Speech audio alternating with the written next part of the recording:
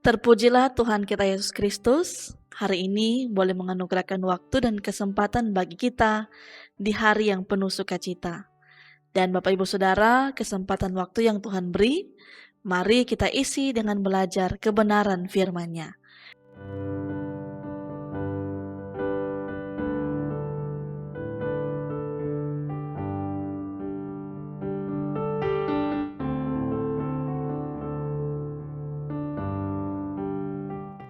Mari kita berdoa. Kami menganggungkan kasih setia-Mu dalam kehidupan kami ya Tuhan, untuk setiap pemeliharaan-Mu yang begitu nyata dalam kehidupan kami. Kami boleh menikmati hari yang baru lagi dalam tuntunan Tuhan. Dan oleh karena itu ya Tuhan, kami pun ingin selalu belajar tentang firman-Mu. Berkatilah kami, kuasailah kami dengan Roh Kudus, agar kami dimampukan dapat mengerti, memahami setiap kebenaran firman-Mu. Ya Bapa di surga, inilah doa kami, di dalam nama Tuhan Yesus kami berdoa. Amin.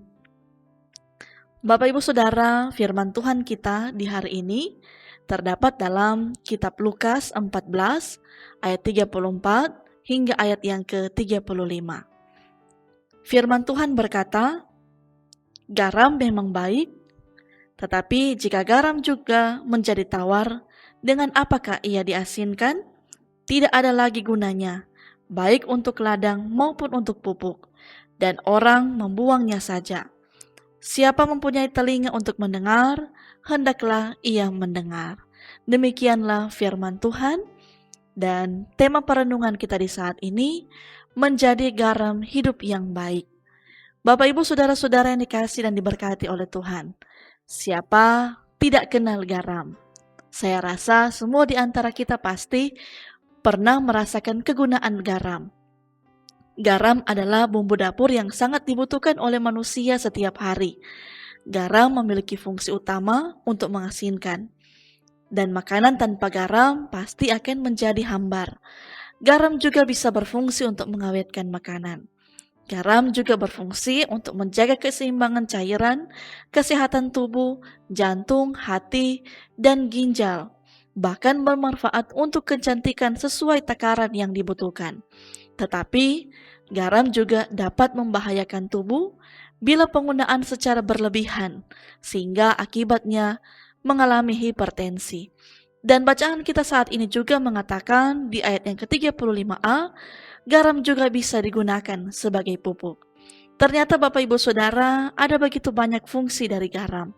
Dan hal yang menarik, Tuhan Yesus selalu menggunakan kata garam dalam pengajarannya untuk menjelaskan apa peran orang yang menjadi muridnya.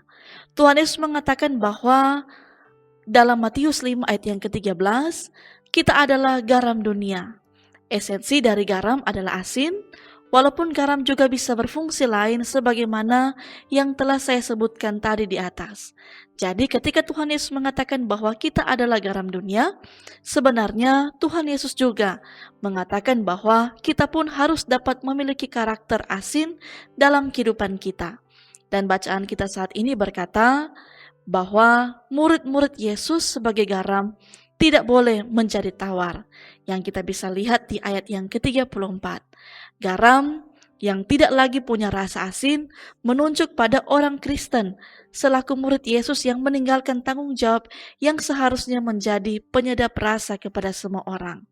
Ketika murid Tuhan tidak lagi melaksanakan peran selaku garam yang baik, maka mereka dianggap tidak berguna lagi. Dan perumpamaan ini menunjuk pada murid Yesus yang tidak lagi memberitakan Injil dan melaksanakan firman Tuhan. Mereka harus dikeluarkan dari persekutuan karena tidak berguna lagi dan akan menulari orang yang ada di sekitarnya. Karena itu, Yesus memperingatkan agar apa yang baru saja disampaikan tidak dianggap angin lalu atau anggap enteng. Sehingga di ayat yang ke-35 dikatakan, siapa mempunyai telinga untuk mendengar, hendaklah ia mendengar. Dan Bapak Ibu Saudara-saudara, kita sebagai anak-anak Tuhan adalah garam yang sejati. Bukan karena kita, melainkan karena Tuhan telah menetapkan kita sebagai garam itu sendiri. Oleh karena itu, sebagai garam dunia, Kita harus senantiasa memiliki rasa asin itu dan mampu mengasinkan dunia di sekeliling kita. Garam yang baik adalah garam yang mampu larut ke dalam masakan dan mengasinkan seluruh masakan. Garam yang tidak baik adalah garam yang hanya ngumpul saja dan tidak mengasinkan seluruh masakan. Oleh karena itu, penting bagi kita untuk memahami peranan kita. Kita harus mampu menjadi garam dimanapun kita berada. Kita harus mampu memberikan pengaruh positif kepada orang-orang di sekitar kita, sehingga hidup kita benar-benar menjadi saksi-saksi yang memuliakan Tuhan melalui setiap kehidupan kita. Dan oleh karena itu, mari kita introspeksi diri kita.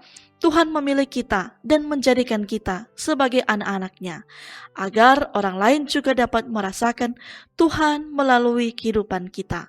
Tuhan ingin agar kita menjadi saluran berkat-Nya yang memuliakan Tuhan dan membuat orang lain juga memuliakan Tuhan. Jika saat ini kita masih belum menyadari peranan kita sebagai murid-murid Tuhan, sudah saatnya kita meminta ampun kepada Tuhan dan berkomitmen untuk hidup berkenan di hadapan Tuhan dan hidup untuk memuliakan Tuhan. Jadilah garam dunia yang benar dan sejati dan bukan hanya seperti garam yang tidak berguna. Amin. Mari Bapak Ibu Saudara, kita berdoa. Terima kasih ya Tuhan, ketika kami dituntun oleh Tuhan, belajar lagi tentang firman-Mu. Biarlah firman-Mu akan selalu menguasai kehidupan kami, sehingga kami pun akan benar-benar menjadi sosok murid-murid Kristus yang akan selalu menjadi garam dan terang dunia dimanapun kami pergi dan berada. Sehingga lewat setiap perbuatan tingkah laku kami pun akan selalu mencerminkan sebagai seorang Kristen yang senantiasa memancarkan berkat, dan lewat setiap pengajaran Tuhan, kami pun akan selalu mencerminkan semuanya itu dalam setiap keseharian kehidupan kami. Dan kami yakin percaya pun, kehidupan kami yang senantiasa mengandalkan Tuhan, maka kami yakin pun, kami pun akan selalu diberkati. Maka kami yang senantiasa bermohon kepadamu, diberkatilah kami sekalian ya Tuhan.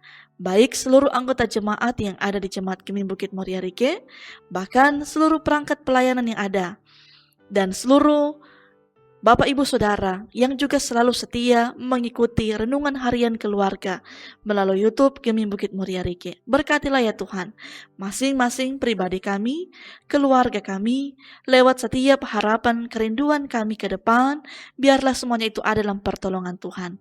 Pekerjaan, usaha, pendidikan, senantiasa kami serahkan ke dalam tangan-Mu yang penuh kasih. Bahkan ya Bapa di surga, ketika kami pun diizinkan mengalami pergumulan masalah, kesulitan hidup, kesusahan, bahkan juga dalam gumul sakit dan duka cita yang kami alami, biarlah kami pun selalu ada dalam pemeliharaan Tuhan, sehingga kami pun benar-benar merasakan bahwa kami tidak berjuang sendiri. Ada Tuhan yang selalu menghampiri akan setiap langkah kehidupan kami. Terima kasih Bapa di surga. Inilah syukur kami, doa dan permohonan kami kepadamu. Di dalam nama Tuhan Yesus kami berdoa. Amin. Demikianlah Bapak Ibu Saudara firman Tuhan kita di hari ini. Terima kasih kepada saudara-saudara yang tetap setia mengikuti renungan harian keluarga melalui YouTube Gemim Bukit Muria Rike. Tetaplah menjadi garam dalam kehidupan ini. Dan jangan lupa like, komen, share, dan subscribe. Tuhan Yesus memberkati kita sekalian. Shalom, damai di hati.